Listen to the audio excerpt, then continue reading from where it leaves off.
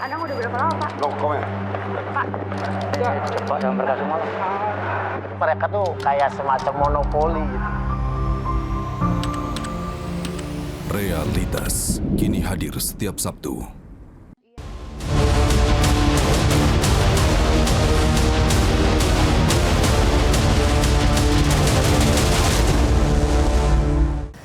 Minggu 7 Juni 2026 kembali menjadi hari yang panas bagi Iran. Rudal-rudal Iran ditembakkan kepada Zionis Israel sebagai respons dari tindakan Zionis Israel yang membombardir Lebanon. Saling serang antar kedua negara berlanjut hingga Senin dan menjadi operasi militer pertama mereka sejak gencatan senjata ditetapkan pada April lalu.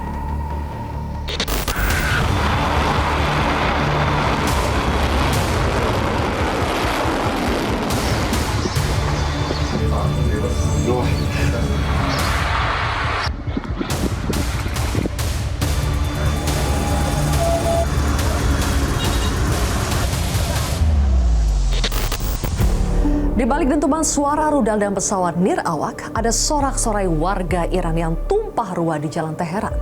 Mereka berkumpul, bergembira, menyanyikan lagu-lagu perjuangan dan meneriakkan slogan anti-Amerika dan Israel.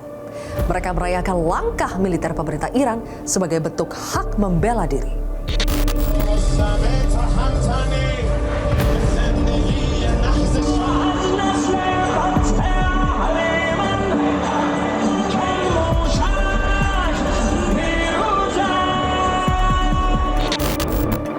Pemerintah Iran melalui juru bicara Kementerian Luar Negeri Ismail Bagei menyatakan Amerika Serikat bertanggung jawab atas dimulainya kembali pertempuran Iran dengan Zionis Israel. Tindakan Zionis tidak bisa dipisahkan dari kebijakan Amerika Serikat. ببین در منطقه ما هیچ کس باور نمیکنه که عملی از رژیم صهیونیستی سر بزنه بدون هماهنگی و همکاری قبلی با رژیم صهیونیستی. یک.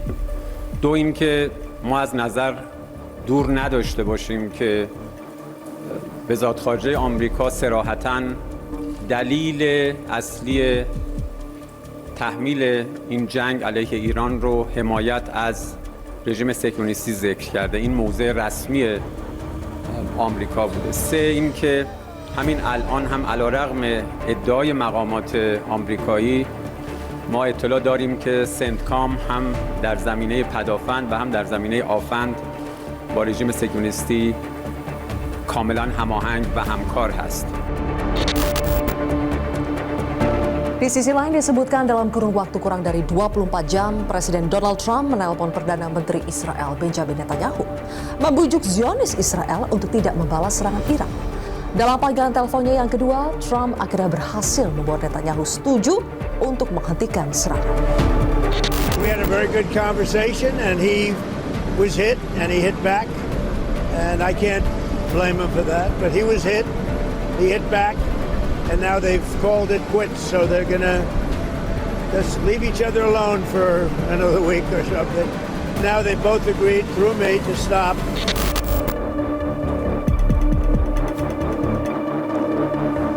Penghentian serangan secara serempak juga dilakukan Iran kepada Israel.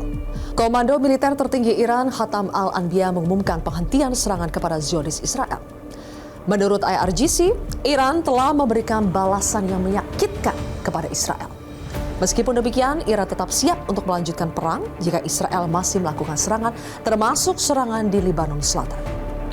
اهدافی را در سرزمین‌های اشغالی مورد هجوم قرار می‌دهیم. ارتش صهیونیستی باید حملات خود به جنوب لبنان و ضاحیه را متوقف نماید و در صورت گسترش حملات خود به آن منطقه و یا پاسخ به اقدام ایران با ضربات کوبنده‌تر و پشیمان کننده روبرو و حملات ویرانگری علیه رژیم و حامیان آن آغاز خواهد شد و من نه الا من عند الله العزیز الحکیم.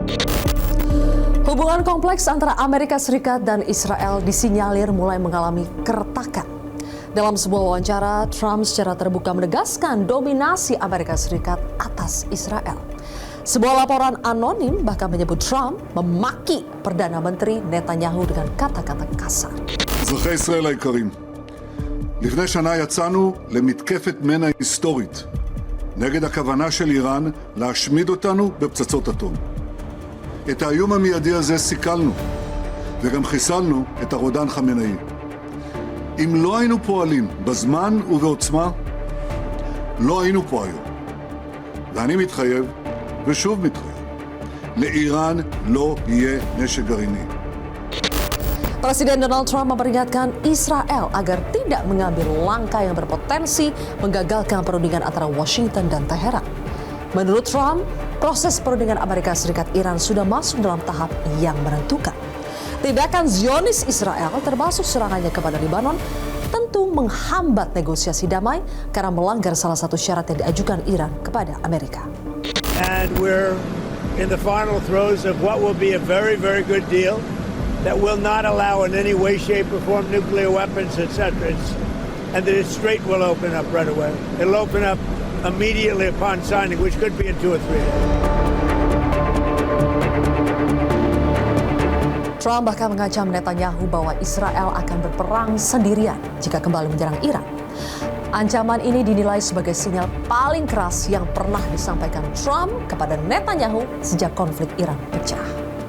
אנחנו נלחמים בטרור בכל החזיתות, ביהודה ושומרון, בקו התפר, צה"ל, השב"כ ומשטרת ישראל מסכלים מאות פיגועים מדי שנה, מאות, אבל לצערנו לא את כולם. הבוקר, ואנחנו מכים בהם בצורה חזקה מאוד, ואנחנו יודעים שחיזבאללה נמצא במנוסה. אנחנו לא נאפשר ירי על שטחנו או על יישובינו, ואנחנו נפעל בהתאם. Baku serang antara Iran dan Israel di tengah proses negosiasi damai Amerika Serikat dan Iran tentu menjadi rintangan yang tidak sepele. Juru bicara Kementerian Luar Negeri Iran, Ismail Bagei, menyatakan Teheran masih bertukar pesan dengan Washington walaupun dalam suasana kecurigaan yang sangat ekstrim. از آمریکایی که در بالاترین سطوح خودشون اذعان کردن، هم قبل از مذاکرات هم بعد از مذاکرات مقامات رژیم صهیونیستی رو در جریان تحولات قرار دادند و کاملا هماهنگ با اونها عمل میکنن. ما بشنویم که Hingga kini kesepakatan damai Iran dan Amerika Serikat masih terkunci. Iran masih membatasi pengiriman minyak dari kawasan Teluk melalui Selat Hormuz. Begitu juga Washington yang masih memberlakukan blokade terhadap pelabuhan Iran. Lalu apakah ketidakharmonisan Israel dan Amerika akan berdampak baik pada proses perdamaian Iran dan Amerika Serikat? Atau justru menambah polemik baru pada situasi geopolitik internasional? Inilah kontroversi selengkapnya. Amerika Serikat Israel, selisih jalan hadapi Iran, bersama saya Zilvia Iskandar.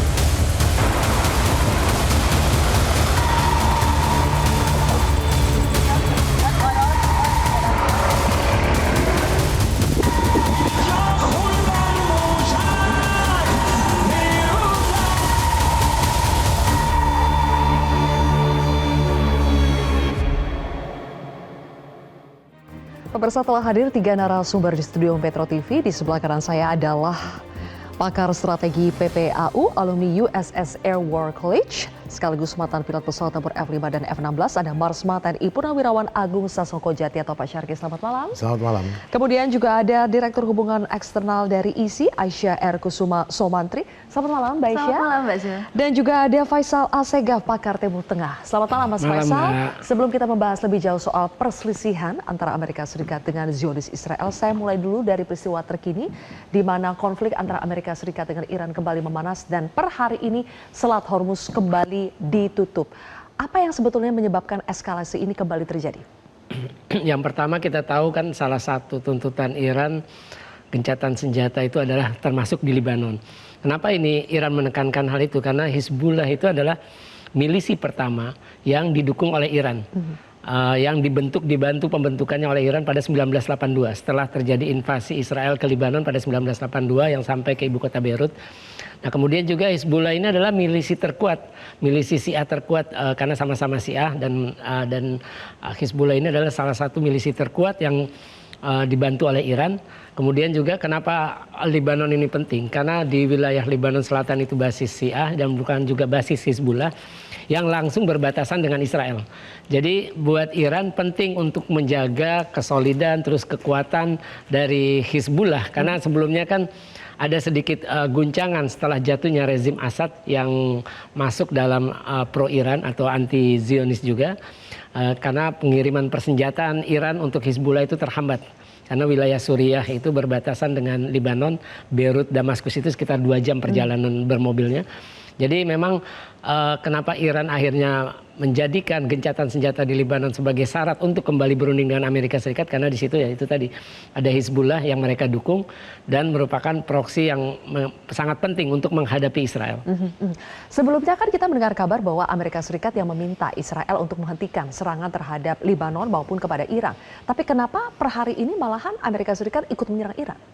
Ya karena itu kan disebabkan oleh ketika Iran menyerang Israel itu kan dibalas oleh Israel, kemudian juga Iran menjatuhkan Apache kalau tidak salah hari Senin itu drone pesawat nirawak Said 136 menjatuhkan satu helikopter Apache AH-64, nah itu kemudian dibalas oleh Amerika Serikat. Kemudian juga Amerika membalas, kemudian juga dibalas oleh Iran dengan serangan ke pangkalan-pangkalan militer termasuk di Jordania, Kuwait dengan Bahrain. Jadi maaf. Jadi memang sulit untuk membayangkan kalau misalkan, tapi memang jelas begini, ada berita yang menyebutkan bahwa Trump marah dengan Netanyahu dan itu sebenarnya juga sudah dibantah oleh Trump. Trump bilang dia tidak memaki Netanyahu, tapi dia cuma bilang begini, Israel boleh menyerang apa yang semestinya mereka lakukan terhadap Lebanon, artinya terhadap Hizbullah, tapi Trump berharap bahwa serangan itu segera dihentikan. Karena ini juga berkaitan dengan tuntutan Iran agar ada gencatan senjata di Lebanon. Oke. Pak Syarki, sekarang kita mungkin sedang memasuki eskalasi atau konflik antara Amerika Serikat versus Iran itu 2.0. Dalam situasi per Juni ini sebetulnya bagaimana posisi kekuatan antara Amerika Serikat Zionis Israel versus Iran? Jadi posisinya adalah stalemate artiannya seimbang di mana Amerika tidak bisa melanjutkan, kan mereka sedang berunding ya, Amerika memasakkan maksimum keinginannya, kemudian juga di sisi lain Iran juga maksimum keinginannya. Tapi sebetulnya dari perunding Amerika dan perunding Iran sudah mencapai beberapa kesepakatan terkait dengan uranium, terkait dengan instalasi untuk pengayaan, kemudian terkait juga dengan lainnya, dan Iran juga sudah bicara soal berapa uang yang harus dikembalikan, uang Iran yang ditahan, sanksi, kemudian juga pembukaan blokade sehingga minyak bisa terjual dan sanksi-sanksi lainnya. Sudah sepakat. Tapi begitu sampai ke Trump berapa kali, selalu Trump itu nggak mau, saya mau yang maksimal. Saya mau bahwa Iran itu memenuhi ketentuannya, baru saya akan mengeluarkan membebaskan sanksi pada Iran. Itu selalu begitu-begitu dengan harapan bahwa Iran akhirnya menyerah. Kembali ada kasus soal Lebanon kan. Nah, Lebanon pada saat Israel menyerang Beirut yang sudah melewati red line-nya Iran, Trump sangat tidak berkenan. Kenapa? Karena itu mengganggu flow tawar-menawar dia dengan Iran. Nah, sehingga akhirnya Iran mendapat kesempatan, karena tawar-menawar itu kan dua hal. Satu, tawar-menawar dengan militer, tawar-menawar dengan informasional, dan tawar-menawar diplomasi. Diplomasi jalan terus, saling berunding. Informasional dengan berita media, dan juga militer serangan. Nah begitu Israel melaksanakan serangan ke Beirut, dan Iran membalas, berita dunia itu isinya ada Israel dan Iran. Nah Amerika menjadi tersingkir, padahal itu tidak kendali Trump. Trump maunya dia berada di halaman depan dari setiap berita, karena itu berkaitan juga dengan nanti bahwa keberhasilan perundingannya adalah Trump. Dia tidak mau diganggu oleh Israel. Nah, Israel juga mengganggu keberhasilan ini, akhirnya flow-nya aja terganggu, dan akhirnya sampai karena keterlambatan dari perundingan ini sampai ada suatu friksi, karena memang Trump terus menekan dengan freedom operation, operasi yang untuk memasukkan atau mengeluarkan kapal-kapal keluar dari ini. Padahal sebetulnya kapal-kapal itu sudah koordinasi Iran keluar disambut. Tapi mereka mencoba untuk mengeluarkan beberapa kapal tanpa koordinasi dengan Iran, dikawal dengan helikopter. Helikopter Angkatan Darat Amerika yang berada di Uni Emirat yang mengawal.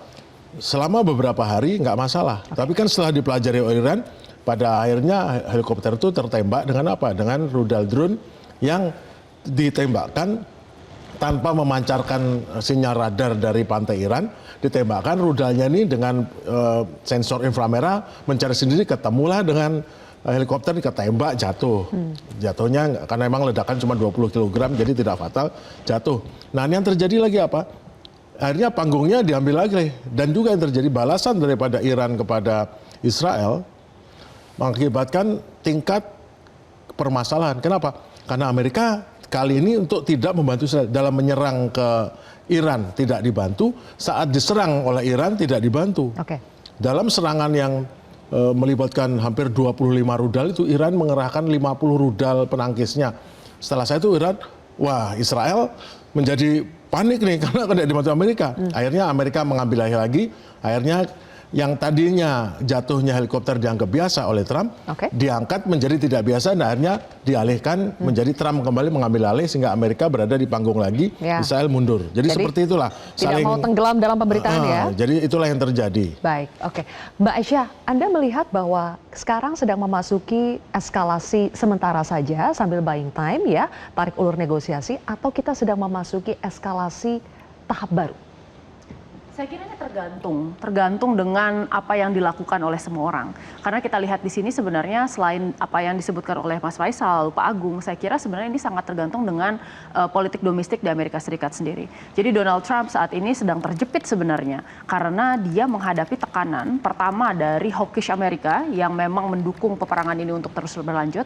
Yang kedua dari lobby Zionis atau perusahaan-perusahaan pro-Zionis yang mendukung sponsor kampanye Republikan, khusus karena Republikan sebentar lagi akan menghadapi midterm election. Lalu kemudian dia juga ditekan juga nih oleh masyarakat dalam negerinya untuk bisa menghentikan perang. Apalagi kemarin kita tahu War Power Resolutions itu sudah ditandatangan, dan sebenarnya ini up to Trump. Apakah nanti dia akan menandatangan atau memveto hal tersebut? Ya, jadi sebenarnya sekarang bolanya ada di Amerika Serikat. Nah, pertanyaannya adalah kepentingan siapa yang akan didahulukan? Apakah kepentingan partai untuk mendapatkan dana ya untuk maju ke dalam midterm elections, ataukah kemudian nanti ini adalah kepentingan Amerika Serikat, yaitu mundur dari perang dan menormalisasi semuanya.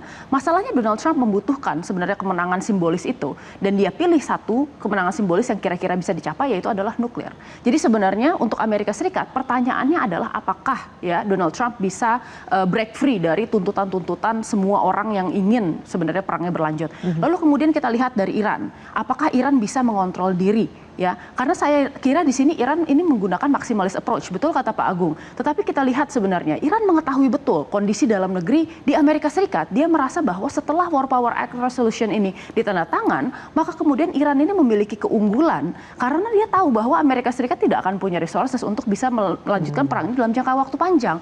Karena meskipun misalnya Donald Trump akan terus melakukan eskalasi di masa depan dan terus terpancing dengan kemudian eskalasi ini, pertama, kita lihat bahwa politiknya sudah sangat tidak populer di Amerika Serikat. Hanya 29 orang kira-kira yang meng-approve ya tindakan Donald Trump di sana. Lalu yang kedua, kita lihat juga sebenarnya akan ada potensi war of the purse. Kalau bahasa kerennya kita bilang perang dompet ya, bahwa Kongres nanti tidak akan menyetujui hal tersebut. Dan Iran menekankan bahwa perjanjian yang satu paket itu antara Lebanon dan Iran itu harus kemudian segera dipenuhi. Nah, faktor lain sebenarnya di sini ada di tentu saja negara-negara Teluk harus menahan diri karena memang Arab Saudi ini sejak awal sudah mengatakan bahwa semuanya harus menahan diri. Meskipun sebenarnya kemarin kita tahu ada retaliasi sebenarnya diam-diam dari Arab Saudi dan Uni Arab Emirat, tetapi sebenarnya mereka menolak untuk bergabung sebagai belligerent. Nah, terakhir kita lihat Israel. Ini adalah spoiling faktor terbesar. Apakah Israel ini dapat menekan kemudian kepentingannya atau tidak? Permasalahannya kita lihat sebenarnya kan dia tetap mau nih melakukan apa yang diinginkan oleh Israel, menekan kemudian Amerika Serikat melalui lobby-lobbynya gitu. Sementara Donald Trump sepertinya gagal untuk menekan Israel kembali gitu. Nah, sekarang tidak terpikirkan oleh Amerika Serikat untuk meninggalkan kawasan Timur Tengah tanpa melindungi Israel. Akhirnya yang dilakukan adalah menekan negara-negara GCC untuk menandatangani Abraham Accord. Jadi bagaimana sebetulnya persisnya hubungan antara Amerika Serikat dengan Zionis Israel saat ini? Benarkah telah muncul keretakan atau sebetulnya itu hanya di panggung depan? Kita akan bahas lebih jauh pemirsa, usai jeda tetaplah di Kontroversi.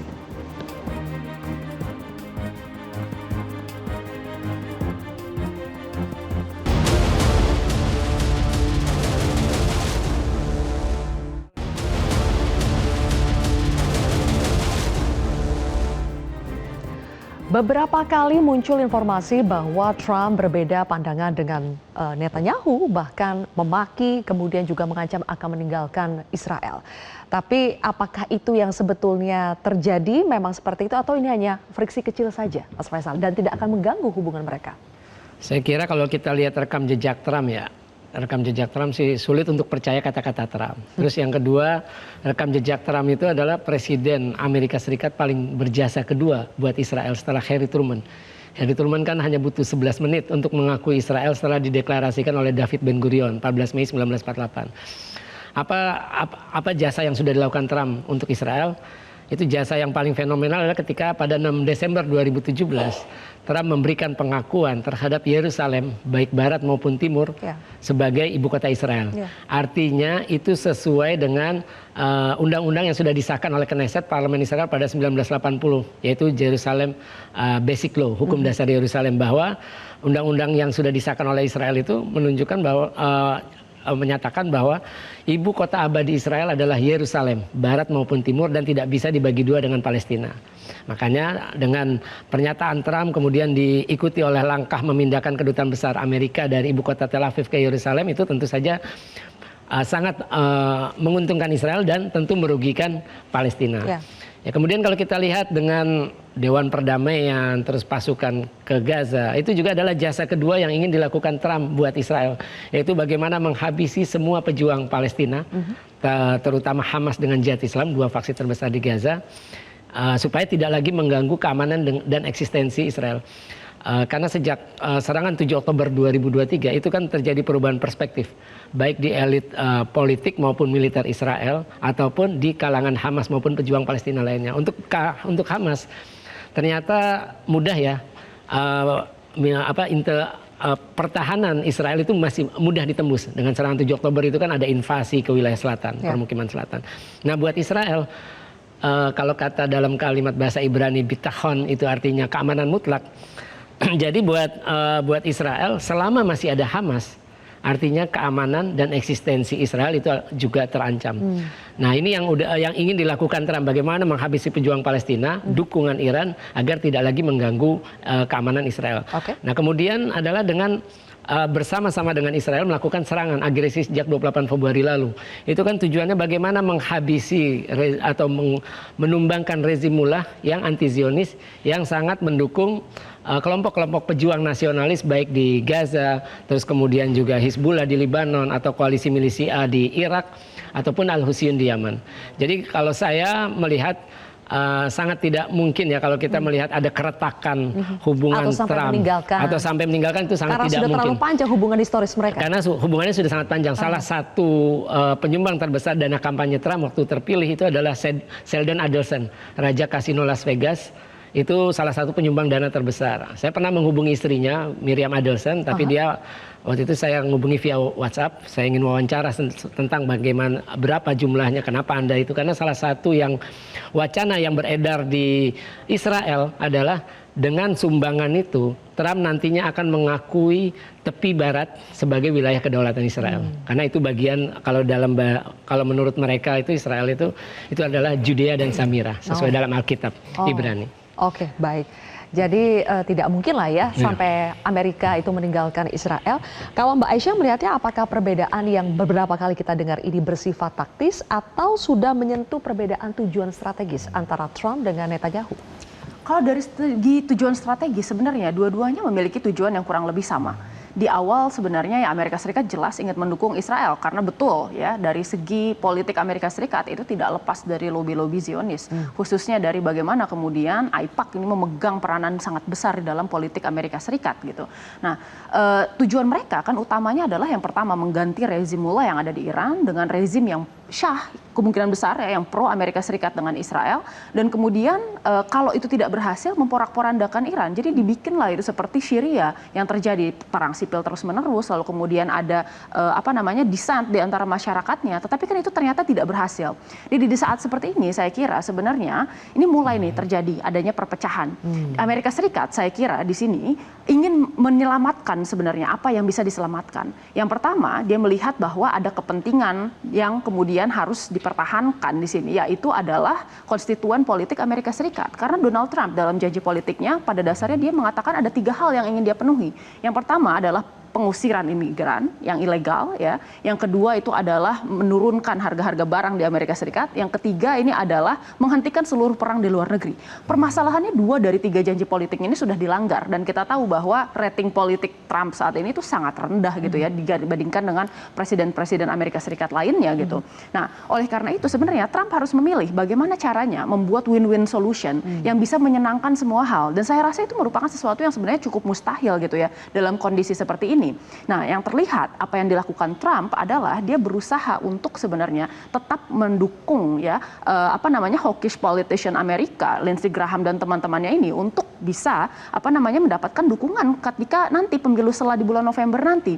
Nah, tapi permasalahannya hal ini kan membuat Israel di sini merasa dia sendirian. Sementara Israel sendiri memiliki tujuan di dalam politik domestik. Saat ini Netanyahu sedang bersiap untuk menghadapi pemilu di bulan Oktober nanti di tanggal 26 Oktober. Dan ini cukup menarik kalau kita lihat karena ada koalisi di antara Yair Lapid dan kemudian Naftali Bennett yang cukup kuat. Di dalam polling terakhir bahkan kita lihat angkanya sudah menyentuh 48% untuk kemudian Naftali Bennett dan Yair Lapid dan sekitar 41-42% untuk Benjamin Netanyahu. Dan ini kan mengancam sebenarnya posisi Netanyahu. Saya kira Netanyahu ini bersikeras untuk terus melakukan peperangan ini karena ada janji politik yang ingin dia penuhi terhadap konstituennya, yaitu orang-orang sayap kanan garis keras yang ada di Israel. Dan ini kan cukup menarik bagaimana kedua belah pihak nih, baik Amerika Serikat dan Israel, sebenarnya itu tarik-menarik di antara politik domestik dan kemudian tujuan strategis mereka. Jadi saya kira sebenarnya di awal tujuannya sama, tetapi sekarang saya kira dua-duanya ini berusaha untuk menyelamatkan diri sendiri di dalam di dalam politik internasional dan politik domestik. Oke, baik. Ya.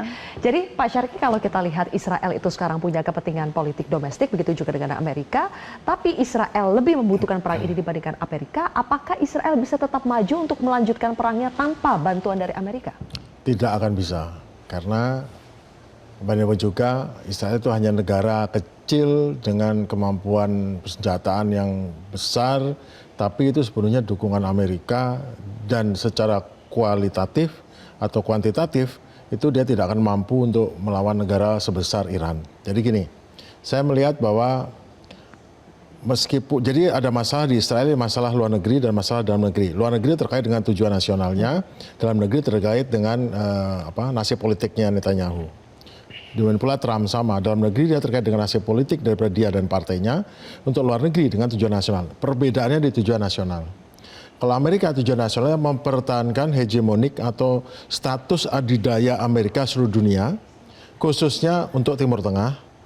Untuk Israel, dia mempertahankan status sebagai serifnya Amerika, sebagai sub adidaya, yaitu regional, lokal regional, dan menghancurkan pesaingnya. Kalau Amerika menghancurkan resistensinya.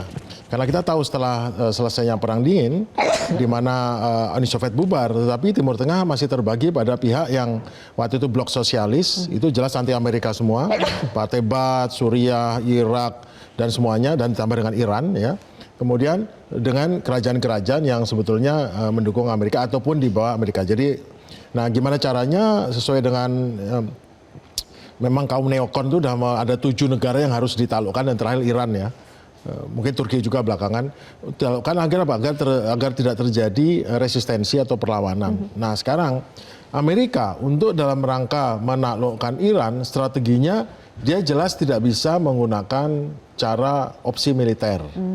Dia harus kombinasi militer dan sipil. Yang penting membuat Iran itu menjadi lebih lemah, tidak sekuat itu, dan merubah cara pikirnya untuk di dunia sehingga tidak menjadi ancaman bagi hegemoni, resistensi hegemoni. Israel menjadikan Iran itu sebagai ancaman langsung, ancaman yang eksistensial, sehingga harus dihancurkan struktur masyarakatnya, struktur pemerintahannya, kalau perlu dilemahkan seperti halnya Suriah, Libya, Iran, dan sebagainya. Nah pada saat ini Amerika lebih membutuhkan perdamaian dengan Iran yang menghasilkan konsesi Iran. Israel merasa kalau ada konsesi terganggu. Kenapa? Karena sebetulnya masalahnya bukan soal nuklir Iran, masalahnya bukan soal kekuatan militer Iran, masalahnya adalah balas sampai Iran berhasil mendapatkan uang milik Iran sendiri yang diberi sanksi dan mendapat kebebasan masuk pasar internasional dan mendapat kebebasan untuk menjual minyak, maka tidak ada chance bagi Israel untuk bersaing dengan Iran di masa depan sebagai penguasa ataupun sebagai major power di Timur Tengah. Jadi ini menyangkut eksistensial Israel sebagai keinginan menjadi Israel Raya yang besar, itu akan menjadi kalah dengan Iran dan pasti kalah kalau sampai Iran menjadi hidupnya normal atau setengah normal saja tetap kalah itu Israel. Untuk lebih jelasnya bagaimana pemetaan konflik saat ini antara Amerika Serikat, Zionis Israel dengan Iran, nanti akan ada pemaparan lebih lanjut yang akan dilakukan oleh Pak Syarki, tapi kita akan jeda terlebih dahulu pemirsa, tetaplah di Kontroversi.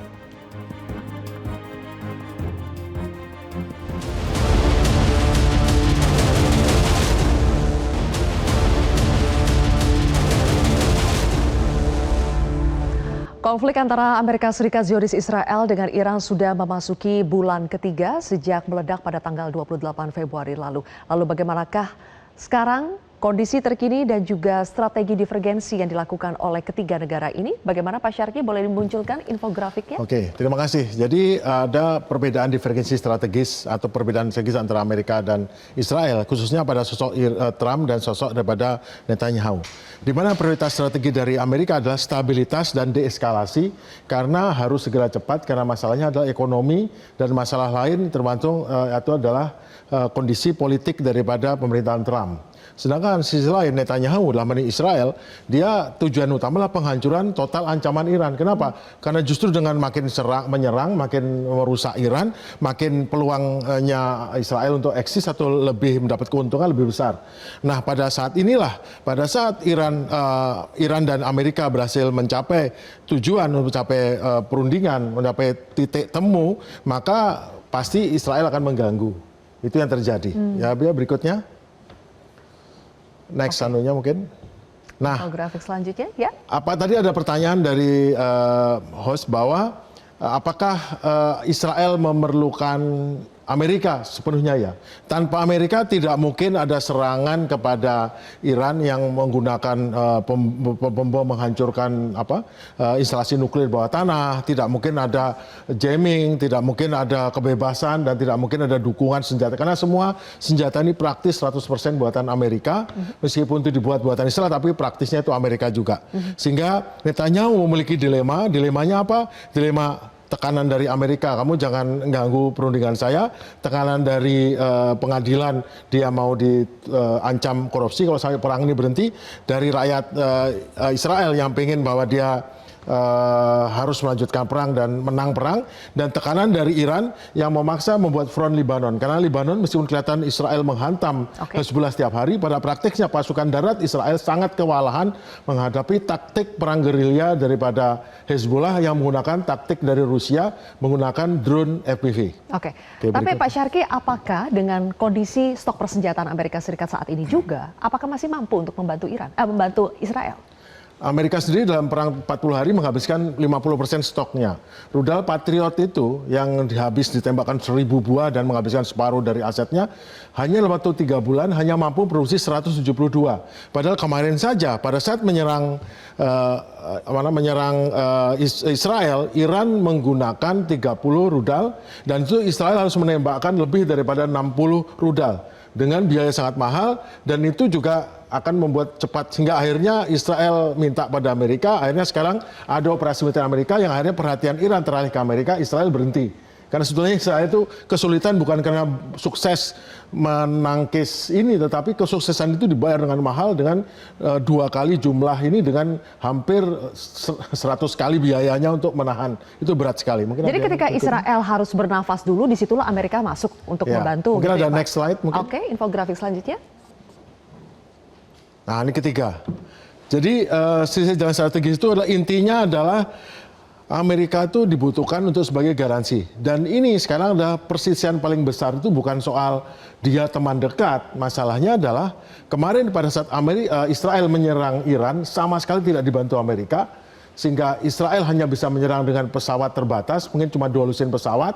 Kenapa? Karena dia hanya memiliki 2 buah tanker udara, sehingga praktis serangan 1.700 km itu menyerang Iran, dan semua serangan itu pun juga tidak terbang dari Iran karena menggunakan rudal jarak jauh yang ditembakkan 500 km, sehingga praktis hanya terbang dari Irak, mengisi bahan bakar, menembakkan jarak 500 km ke dalam, dan balik lagi refill tanker. Jadi tidak banyak, jadi simbolis sebetulnya.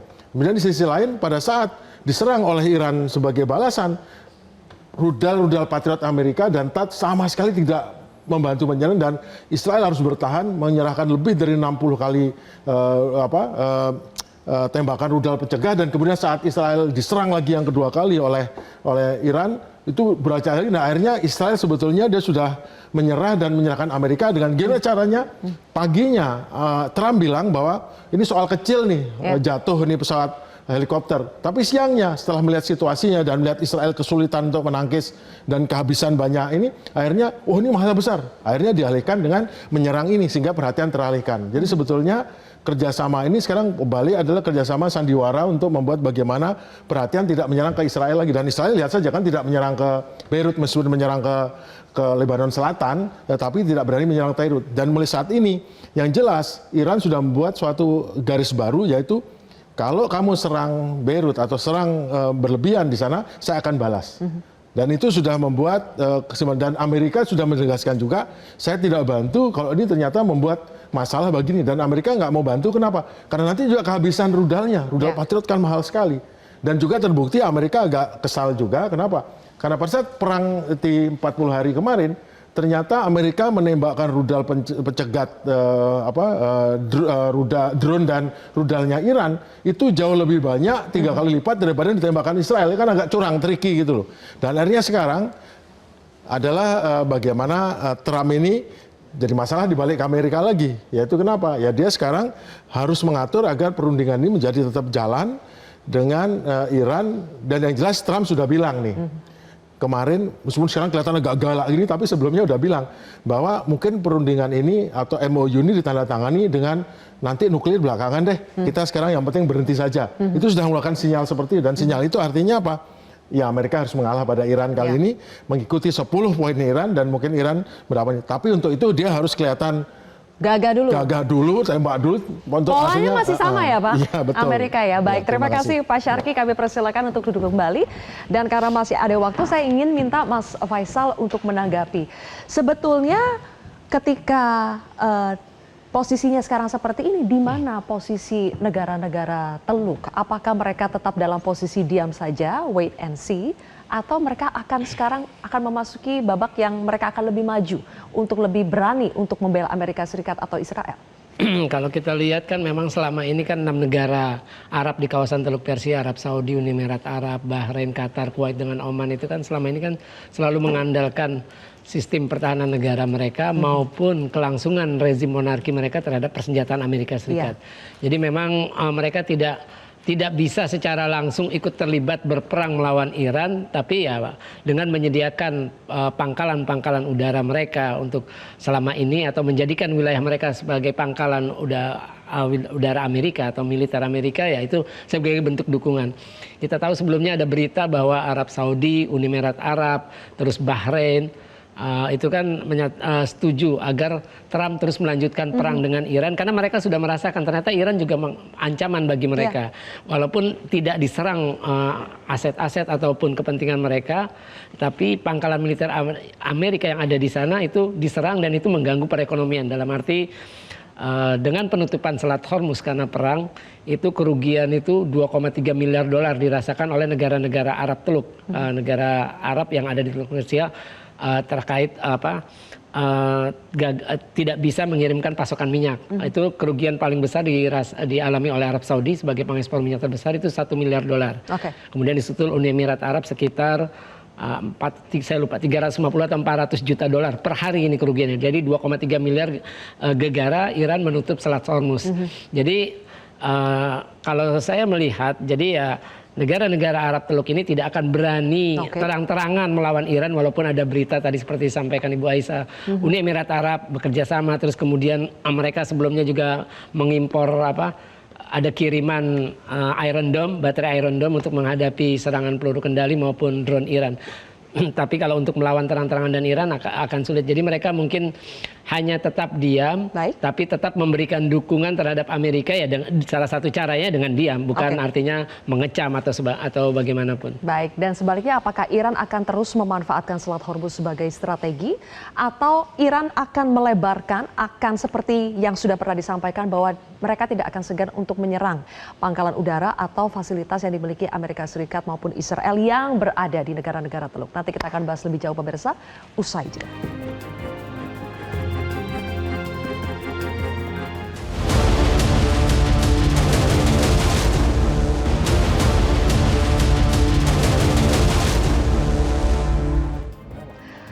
Pemirsa, sudah lebih dari 3 bulan konflik antara Amerika Serikat, Israel versus Iran itu berlangsung. Kami mencatat setidaknya ada 38 kali sudah Donald Trump menyebut bahwa kesepakatan antara Amerika Serikat dengan Iran hampir nyaris dan sudah sangat mendekati kata tercapai. Tapi ternyata sampai sekarang belum juga, Mbak Esya.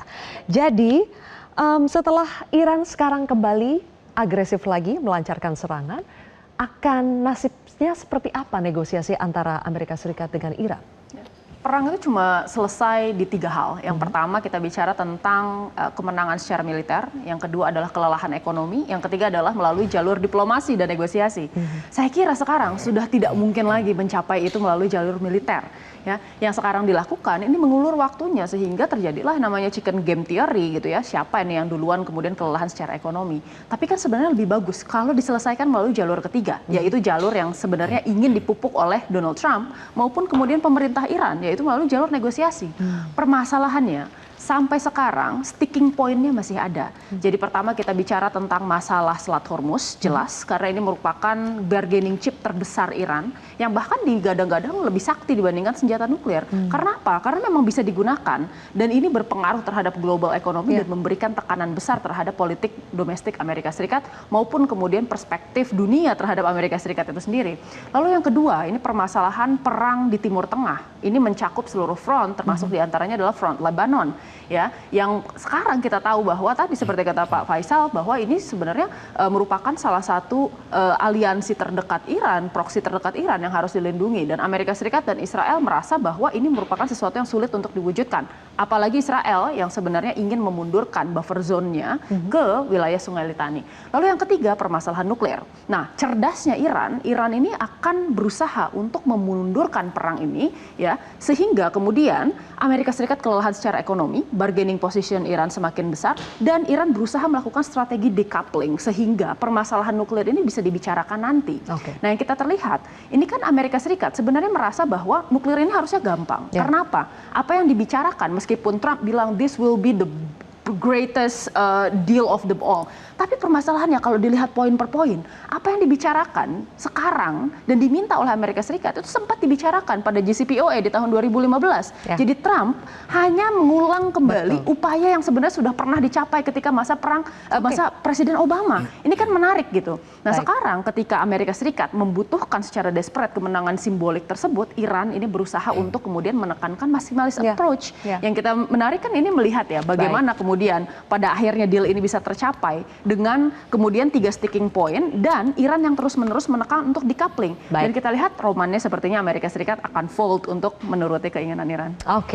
Dan tekanan Iran itu Pak Syarki, apakah sampai kita akan kembali menyaksikan Iran juga akan kembali menyerang pangkalan udara maupun aset-aset strategis Amerika Serikat maupun Zionis Israel di negara-negara Teluk?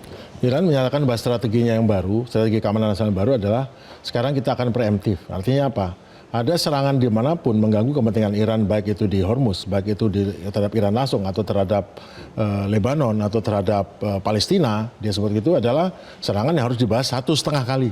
Jadi bukan proporsional 1 lawan 1, enggak 1,5 kali. Dan dia udah buktikan itu dengan serangan terakhir. Tapi sebetulnya banyak dari serangan itu berupa serangan simbolis yang menyatakan saya cuma serang kamu dengan 10 atau 20 rudal. Kemarinnya kalau saya serang kamu dengan 200 rudal, semua sudah mengerti. Tapi intinya sekarang adalah, kalau saya ngelihat adalah bukan di soal level Timur Tengah, tapi dunia.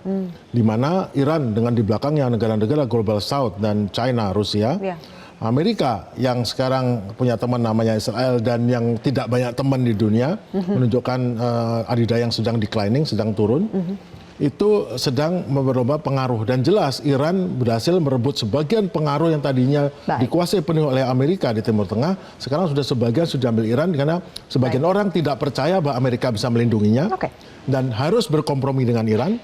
Dan Iran adalah partner yang cukup dan terbukti banyak yang berhubungan dengan Iran secara diplomasi. Di sisi lain, Amerika dengan decliningnya makin parah dengan adanya pimpinan yang memang tidak membuat Amerika menjadi lincah dalam bidang diplomasi. Karena pimpinnya adalah pemimpin transaksional, mencoba negosiasi. Negosiasi itu adalah sparring ya, partnernya sama levelnya. Transaksi, kalau transaksi real estate adalah cari untung sebesar mungkin. Dan itu tidak akan sukses. Jadi kesimpulannya adalah Amerika akan menghadapi posisi di mana dia harus pada tahap awal menyetujui banyak daripada keinginan Iran agar ini berhenti. Sinyal untuk menyetujui proposal Iran itu semakin besar ya Pak Syarki ya. Dan terakhir berarti Mas Faisal, negosiasi lewat jalur diplomasi masih realistis atau tidak? Saya kira tidak ya, karena kan memang yang diminta Iran itu sangat merugikan Amerika Serikat, karena satu poin penting itu terakhir dirilis oleh stasiun televisi pemerintah Iran, di antara tuntutan Iran itu adalah minta Amerika keluar dari Timur Tengah. Artinya tidak ada lagi pangkalan Amerika di negara-negara Arab, baik di Arab Teluk maupun seperti di Yordania. Saya kira itu yang sulit.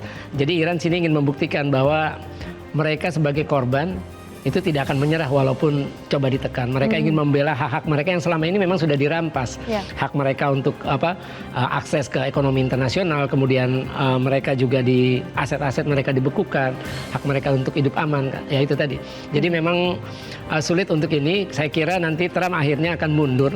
Trump akan mundur dari perang ini sendiri, dan kalaupun Israel ingin melanjutkan perang, ya Israel tentu akan seperti perang tahun lalu, Israel akan membutuhkan Amerika sebagai penutup perang untuk akhir dengan Iran. Mas Faisal, terima kasih Pak Syarki dan juga Mbak Aisyah. Pemirsa, ketika sekutu mulai berbeda arah, hubungan yang selama ini tampak kokoh pun dapat merenggang, terhimpit oleh ambisi perang. Saya Zilvia Iskandar pamit undur diri, terima kasih telah menyaksikan Kontroversi. Metro TV. Jelajahi cara baru mendapatkan informasi. Download Metro TV Extend sekarang.